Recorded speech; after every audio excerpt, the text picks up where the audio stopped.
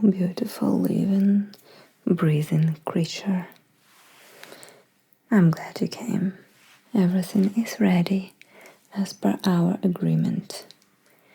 I will help you to prepare for a vampire ball, so you can pass as one of us, of them, and leave with your heart still beating, your blood still warm and drinkable. In return, you will snatch that thing from me that we discussed earlier.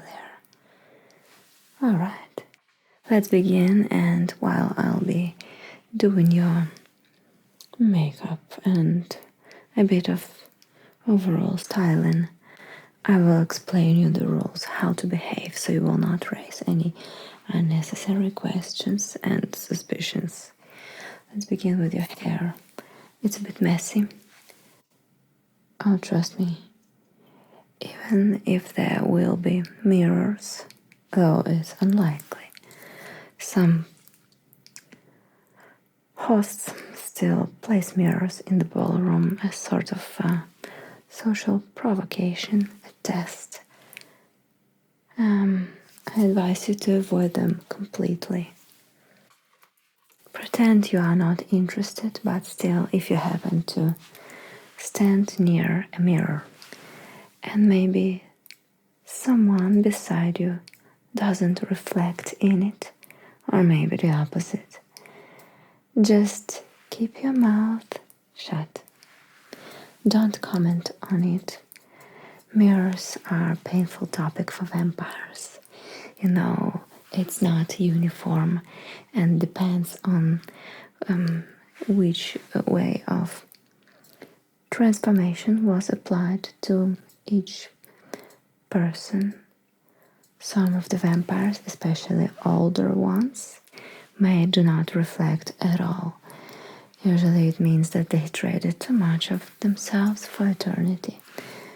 And some may reflect as a blur, or maybe reflect normally.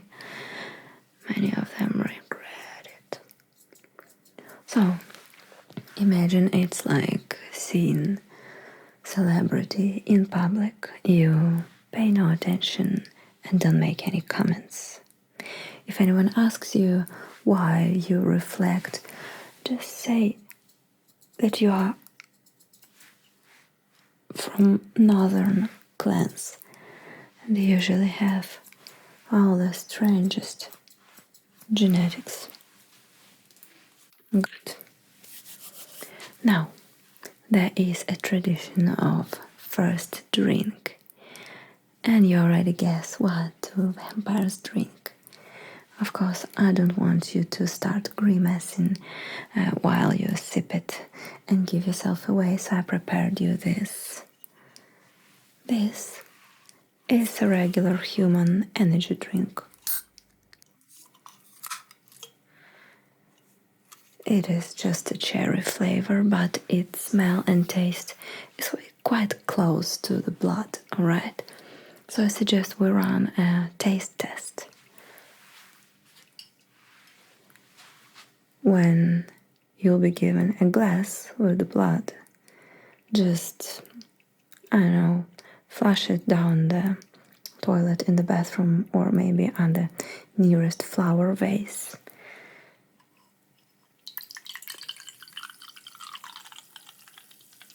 And replace with this. When you sip, make the most uninterested face and sip it gently. Let it just touch your lips. This will show your so-called self-control, restraint, and the other vampires will think that you are just very good-mannered one. Alright, now please have a sip and show me how classy will you look with this glass. Okay.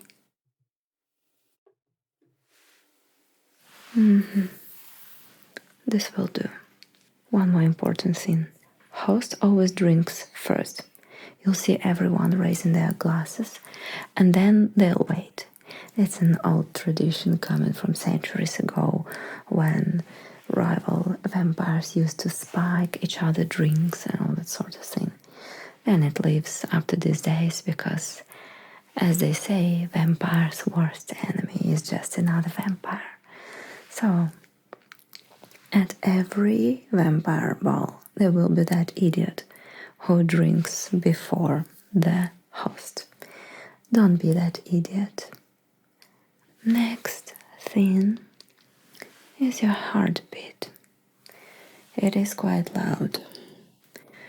Of course, you cannot stop your heartbeat, but at least you can do a few things not to attract unnecessary attention. Meanwhile, I'll apply a little bit of powder to your face so you will not have this nice rosy cheeks. You need to look more pale, less lively. So, about a heartbeat.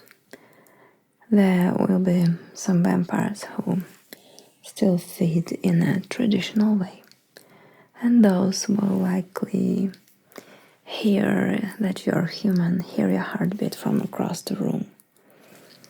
To avoid this, avoid the rhythm and you won't attract the blood drinker. Don't tap to music, don't sing along, don't step or dance into the music's rhythm unless it's actually the dancing part of the ball. All in all, you have to look absolutely bored to death. You have to pretend that you are death, and this may feel strange, but that's the idea. Alright. Move slowly, like time means nothing to you because it means nothing to them. Be confident and you'll do just fine. Next thing, you'll have to communicate with people, with vampires, whether you like it or not. It's like networking, except everyone will want to kill you if they find out you're human. So, when somebody introduces themselves and they call themselves Lord Lucian, you call them Lord Lucian. Of course, we're using black color, no other way. For a vampire event, if someone calls themselves Lady Seraphine or Countess Seraphine, you call her Countess Seraphine. You see, in vampire circles, names have big power. It's easy to offend someone if you do not use their title, because although there will be people that look younger than you and maybe they will even be dressed like a club DJ, half of them are probably older than your country. And if someone does not give you their name, this is done on purpose. Please close your eyes. This means close your eyes again. This means that you aren't supposed to know their name. So don't ask, and for heaven's sake, don't shorten their names. Don't call them nicknames. Don't say hey, and try to avoid sarcasm and jokes. Many of them, especially more old ones, pretend not to understand any humor. Next, at some point, there will be dancing. Of course, someone will invite you to dance because you look good. You see, first dance is nothing, it's just a social courtesy, so it's just a way to measure the newcomers to see how do you hold yourself, how you act, how confident you are. So it's okay to agree. But if someone invites you to a second dance, if I were you, I would politely decline. Yes, you see, if first dance is just a tradition, the second dance means interest. And when it comes to vampires, they don't quite do boundaries. I'd say they're more into claiming. So, yeah, say that you promised this dance. Don't blink. That you promised this dance to someone else, or maybe fake an injury. Say that your ankle hurts. Trust me, most of them hurt even more stupid excuses. Let me add this to your hair. Of course, vampires do not like to be refused, but they also respect boldness. And if you do it calmly, just say no and turn away calmly. Everything's gonna be fine. Okay, next thing. I nearly forgot. You smell nice. Too nice. You see, humans tend to overdo it. If you smell too sweet, you will either smell like a food to them rather than dancing partner, or if you smell like flowers, for many of them it reminds them of funerals. So, of course, we cannot hide it, but we try to mask it with this candle. This will give you a subtle scent of burnt wood, old dead leaves, and something with alcohol. This will do just fine in this society.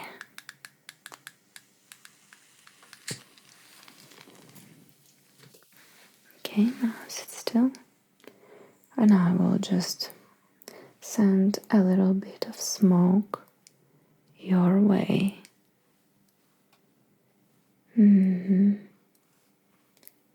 Ideally, you would want to not have any smells because you can imagine most of them are long dead and usually just smell of tombstones, of whatever crypt or cemetery they are dwelling at. Okay, just a little bit to mask your scent, but during the dance, avoid letting your partner too close.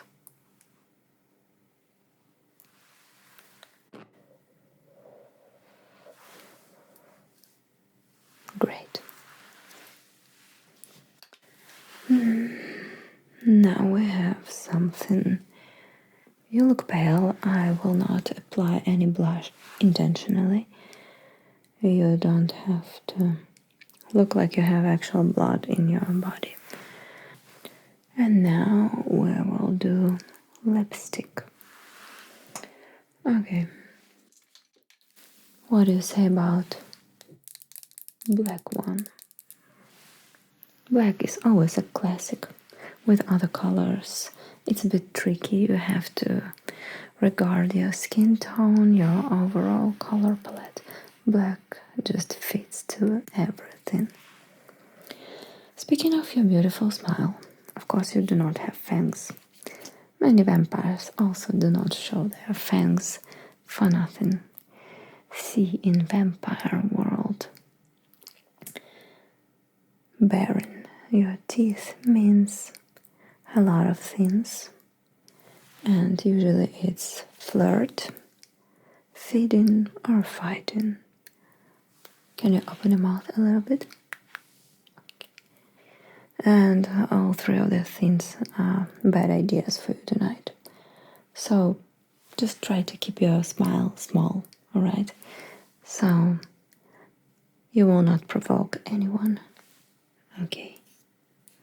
Also try not to laugh too much, and in general don't show too much interest in anything. This will raise suspicions because most of them aren't interested or excited about literally anything anymore.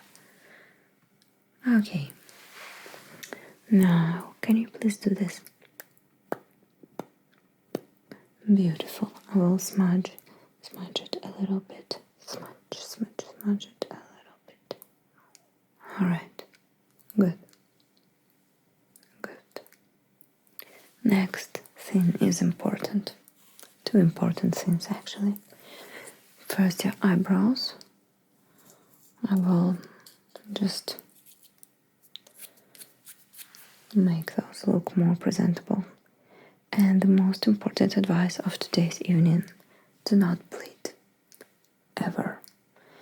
If you are injured, if you maybe accidentally cut yourself or something like that happens, do not play hero and imagine that you can just bandage it, slap a band-aid maybe and get away with it. No. There will be those who won't notice, and there will be those who will smell it from across the room. So if you are hurt, just find any piece of cloth, maybe a napkin, a handkerchief, I don't know, tear a piece of drapery if you need. Just press it to the wound and get away calmly but quickly. Trust me, the consequences will be terrible.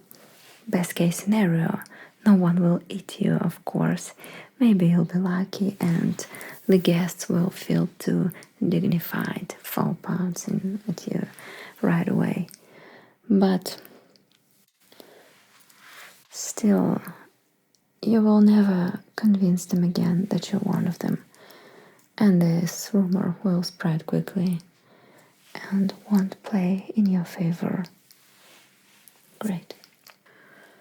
Let me see a beautiful face. I also see a few stray hairs deviating from your brows. Maybe we'll just pluck those real quick. Also, if you find yourself in unpredictable situation, maybe conversation will go into unexpected direction. Compliments are what keeps you alive. Please do not move. See, vampires love flattery, but not the obvious kind. Don't say some bland things like, oh, you look good today. Of course they look good. They had centuries to take care of themselves. Most of them look good anyway. Say something like, your presence commands respect. Or you can say, you carry your hunger well. Yeah, see, complimenting their restraint is a proven way to get on their good side, because they like to be told that they look civilized. Just say something poetic enough so it will sound sincere but also vague, so they won't be able to take it apart. Okay. And last thing, around midnight the music will stop. This is time for you to leave no matter what. You see, around this time usually some of the vampires leave, and those who remain, they stop pretending altogether. The evening quickly becomes less civilized, and usually it's time for feeding games. Trust me, you don't want to see what passes for entertainment with filthy rich, immortal people. So, yeah, since some of the vampires aren't really interested in this, you will look perfectly fine if you leave. But when the music stops, you put on your most calm face, turn to the nearest exit, and and slowly but surely leave the area. Don't turn around. Yeah, not even if someone calls your name, especially then, because this means two things. They are either just checking you and daring you, or they already have suspicions that you are a human and it is not safe to you. So, I heard you took all my advices seriously. Great. I'll be nearby, but I will have to keep away and stay outside. But if you cause a little chaos among their ranks, this will also be useful for my goals. So please take care of yourself and see you after the ball. Good luck, little mortal one.